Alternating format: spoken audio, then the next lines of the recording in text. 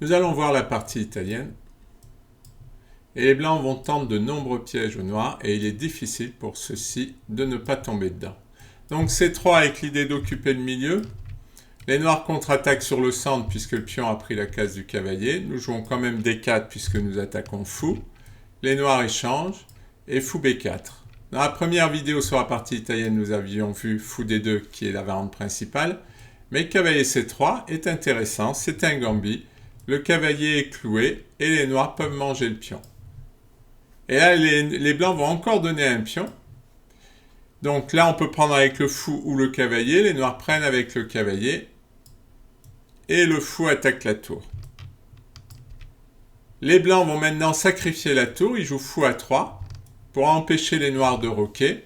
Et si les noirs se laissent tenter par la tour, ils vont perdre à cause de tour E1 échec. Le fou coince le roi. Les noirs sont obligés d'interposer le cavalier. Maintenant, tour prend échec. Alors, les noirs peuvent déjà sacrifier leur dame, puisque sinon ils vont se faire mater. Mais bon, il est évident qu'après la position est perdue. Et si le roi vient en F8, nous allons voir un joli échec et mat. Tour prend F7. Si le roi vient en G8, il y a un échec à la découverte. Il y a le fou qui protège la case F8. Nous allons pouvoir faire un échec double. La tour vient en F8. Échec double. Échec avec le fou. Échec avec la tour. Et le roi ne peut pas prendre la tour puisqu'elle est protégée par le fou. Et il y a échec et mat.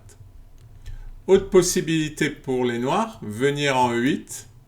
Mais maintenant, c'est la dame qui va faire échec. Et cette fois, la dame noire est obligée de s'interposer. Et il y a échec et mat. Ces variantes avec les blancs posent plein de problèmes aux noirs parce qu'il y a de nombreux pièges. Et nous allons voir dans d'autres vidéos les belles attaques que peuvent faire les blancs.